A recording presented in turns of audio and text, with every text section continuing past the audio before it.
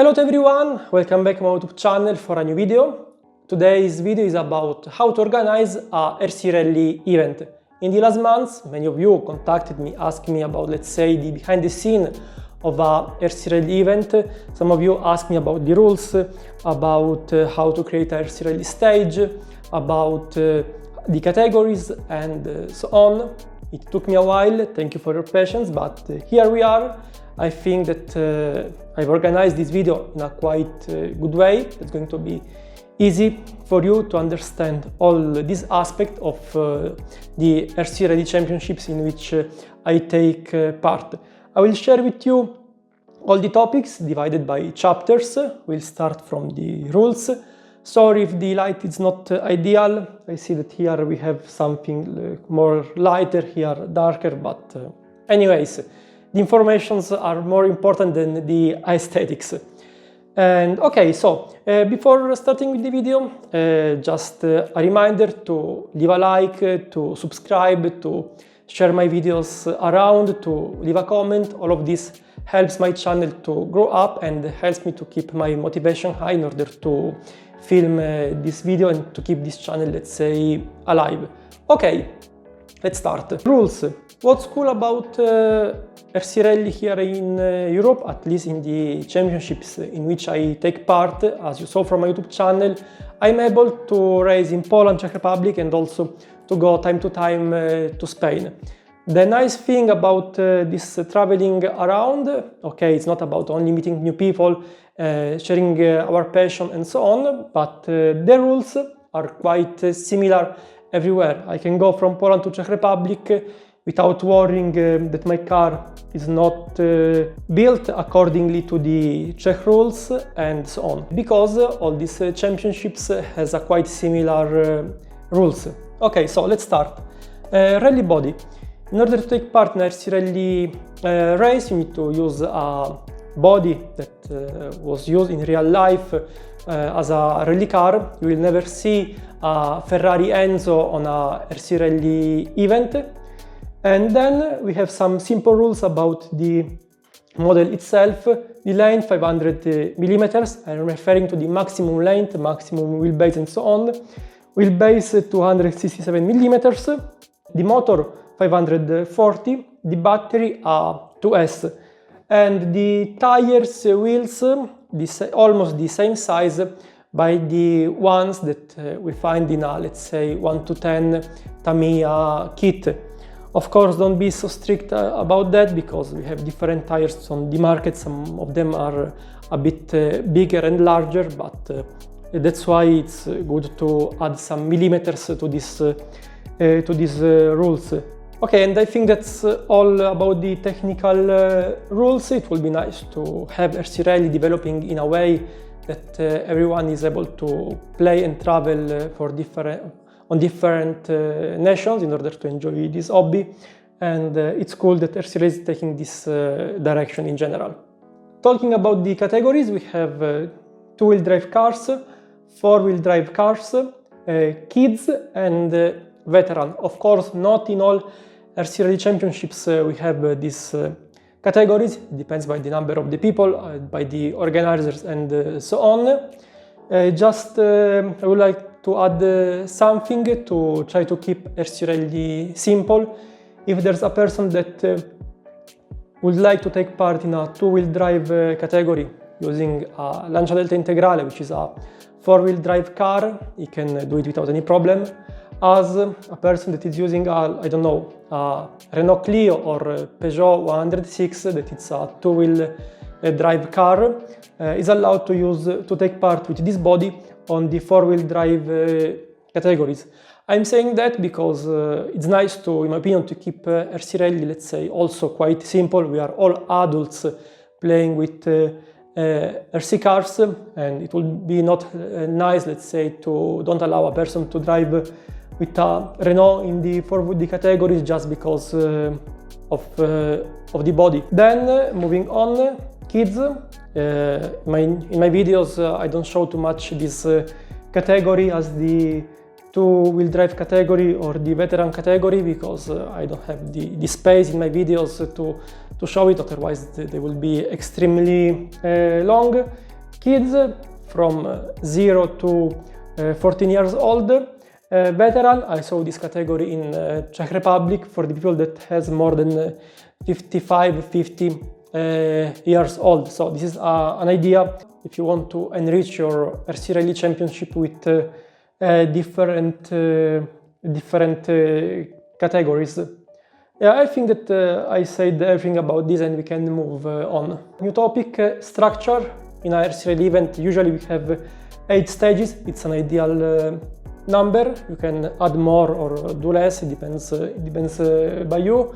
We have the shadow. It's a literal translation from the Polish word cień. It means that, as you know, in our RC Rally event, especially on tarmac, we use these cones in the corners, and it can happen that while you are driving, you hit one cone, changing his position. That's why, let's say we are 10 people, I'm starting my stage and it takes 2 minutes to finish it.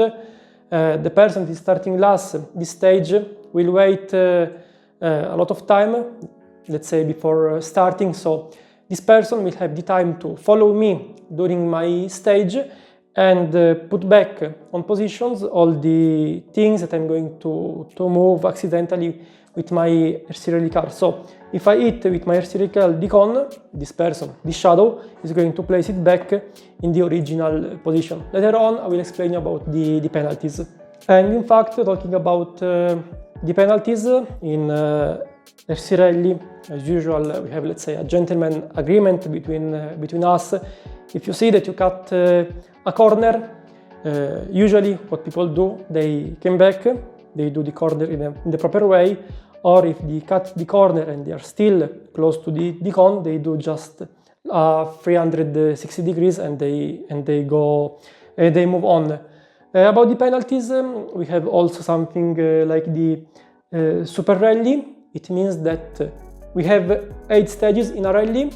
Between the first and the second stage, you are not allowed to touch the car, which go to the park ferm. Between the second and the third stage, you can touch the car. I mean, you can repair it, you can change the batteries, the tires, and so on.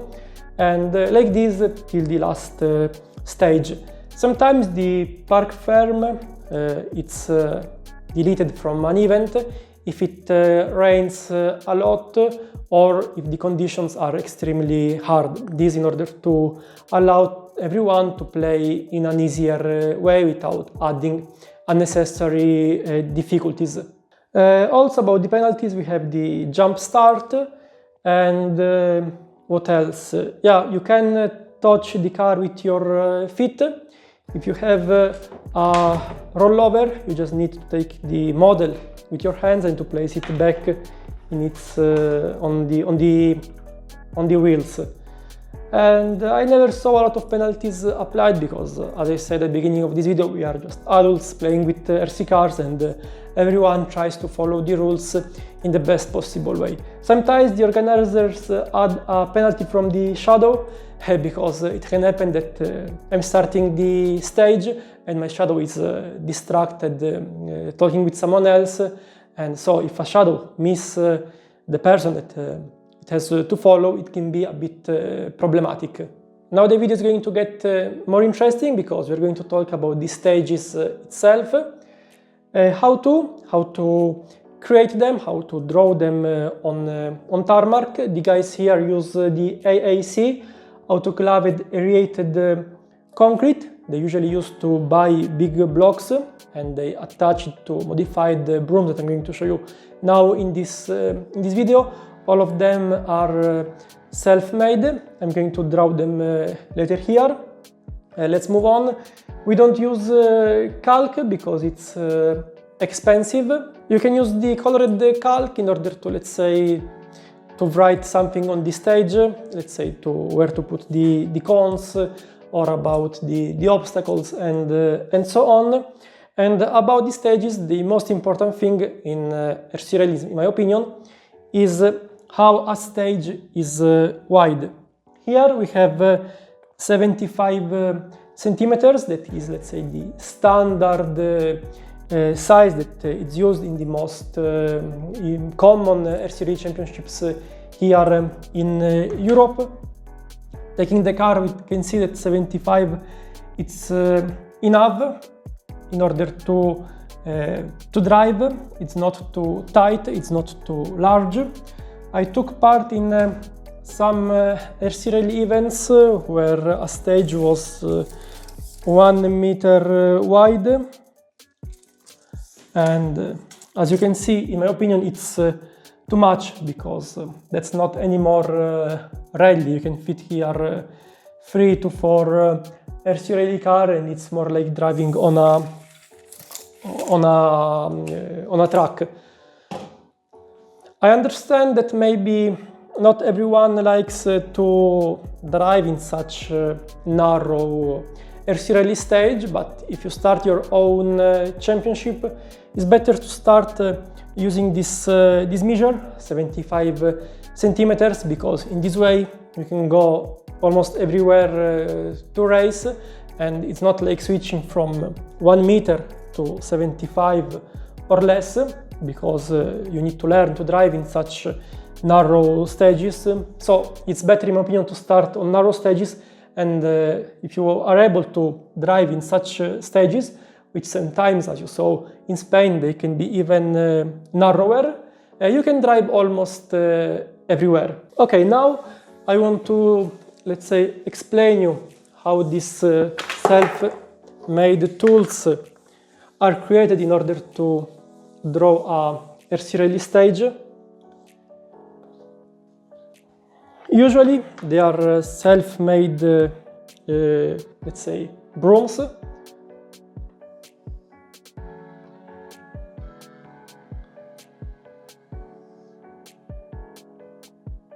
I'm not Michelangelo, but you can maybe understand. So here you take this, let's call it modified broom. Here you put some weights in order to push it on the ground, and these are the AAC, let's say, stones that draw this stage on tarmac.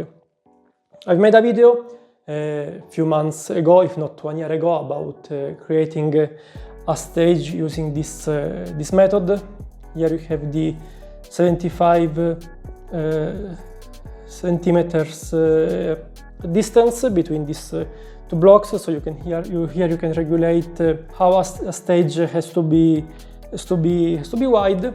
And maybe in the future, when I will have time, when I will go to take part in a RC rally event in the next season, I will spend 10 minutes in order to make a video just about one of these self-made tools. Okay, we can move on. About racing off-road, it's something different. The guys use the AAC, but in powder that they used to put around, or they use cones, or if the RC rally event is in forest, they use the trees, and so on. I've made a video about how to create a small RC rally stage in the woods. I will leave all the important links here in the description.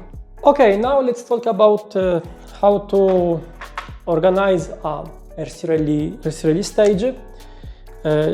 Just to give you an idea, it's always good to have the start and the finish line close together. So let's do like this. This is the place where the organizers have the tool in order to measure the time. I'm not going to talk about this topic, which is very important now, but I decided it is better. It's going to be more clear to film it directly on the field. Each championship has its own ways in order to measure the time. I saw people using an Excel file and a sensor that detects when one car passes start the time, and when it comes back it stop the time, and people were putting the times in an Excel file. Someone has an online server where you can check the times on your phone and so on. But that's a different topic. Sorry for not putting it here on this video, otherwise it's going to be, let's say, too much things in one video that I'm trying to do also a bit short in order to make it enjoyable. By the way, so here we have start finish. I will put S for start, F for finish. Here we can have the park ferm zone, PF. So the people that are going to take part in your RCRL event, they will have, let's say, here the boxes where people can work on their cars. Here the start finish line with your laptop and things that you need in order to move everything in your RCRL event. And here the park ferm. This is how generally they are organized here in Poland. Talking about the stage itself, I'm going to show you how it's made and the logic behind RCRL stage. You can use the cons in the corners, just in order to explain in a fast way. This is RCRL corner.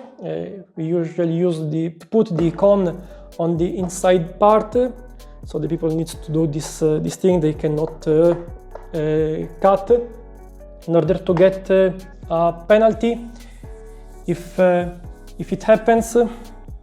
If someone, let's say, pass from here or pass from here, it's like cutting a corner. If someone hits the con from the outside part of it, in general is not, let's say, as taking an advantage, so no one cares about it. And now let's talk about the RCRL stage itself. In the RCRL in which I take part, usually what we do, we have different stages that differs from each one. So it's not like that you memorize a course and you repeat it through the day. Let me show you. I forgot to say something. You can use, let's say, cons. You can use all the go-kart tires to mark the corners. So many different things depending what you have. Okay, let me give you an example of a RCRL stage. Another thing, some people are scared that RCRL is about running behind a RCRL car. It's not like that in most of the cases, because the more turns you add, the more, let's say, a stage, it's like a snake, the less you need to run. Okay, so let me give you an example. Start.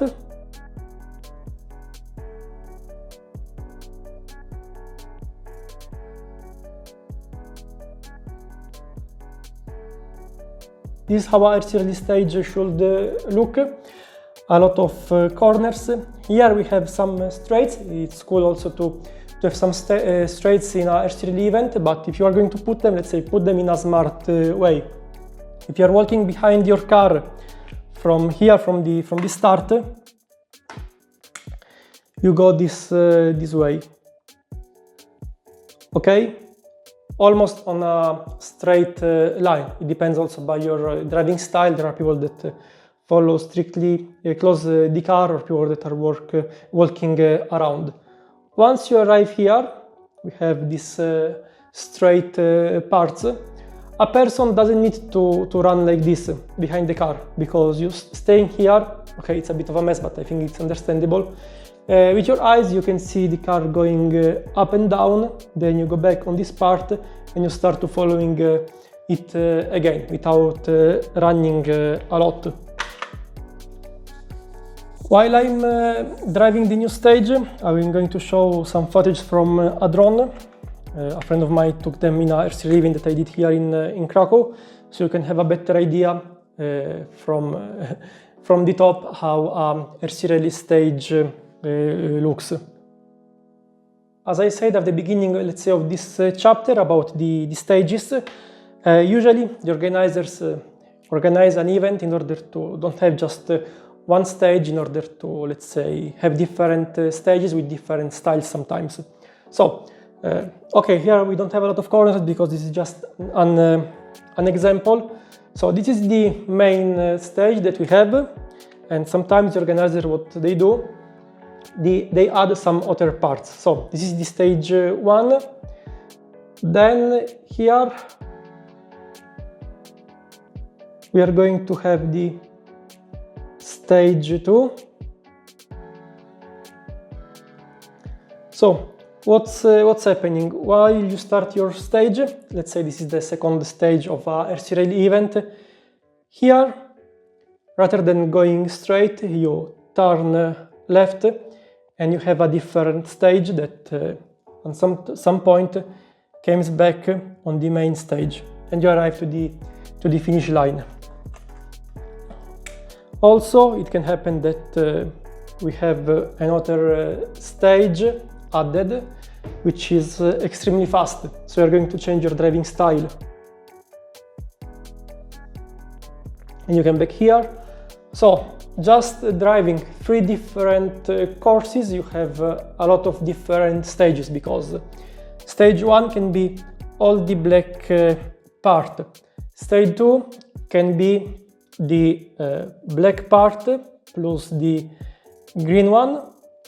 Stage 3 can be the black part, then you arrived here, you go back, you take the red path and you go back to the start line. Let's say here adding a connection like that.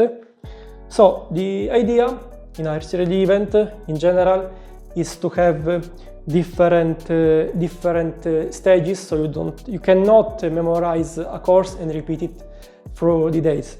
8 stages doesn't mean that you need to create 8 courses, because once you have some intersections that are going to make the person to change the stage through a first, the second stage, and so on, what you can do, you can switch the starting line to the finish one, and the finish one to the start line. In this way, reversing everything will automatically add for you a lot of different stages, without the necessity to always create new stages in order to increase the amount of differences between them. Talking always about this topic of the stages, let's talk a bit about how to create these changes from stage 1 to stage 2 and so on. I don't remember how it's called this in English. In Italian it's called rotonda, in Polish rondo. I see a lot of memes that in USA is not so common, so maybe you understood about what I'm talking. You can use this in order to connect different stages. Someone arrives from here, you close these 2 doors, and this is the path that you need to take. Closing these doors, someone will go here, and so on. So you can use this style, which is quite common and useful,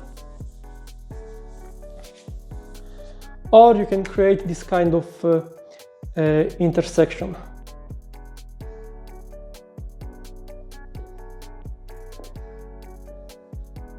A lot of different combination. Also about the obstacles, I'm not going to talk much about this topic, because you can find it on my videos. You can see that some organizers have some bridges.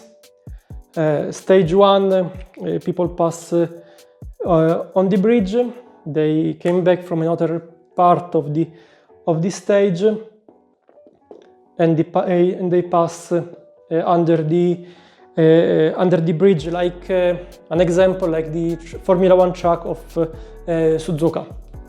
If you know this track, it's like an 8, so you can also use this kind of layout. Okay guys, it's the first time for me filming a video like that. I really tried my best in order to make everything clear and easy to understand. This is not the first and the last time that I'm going to make a video like that.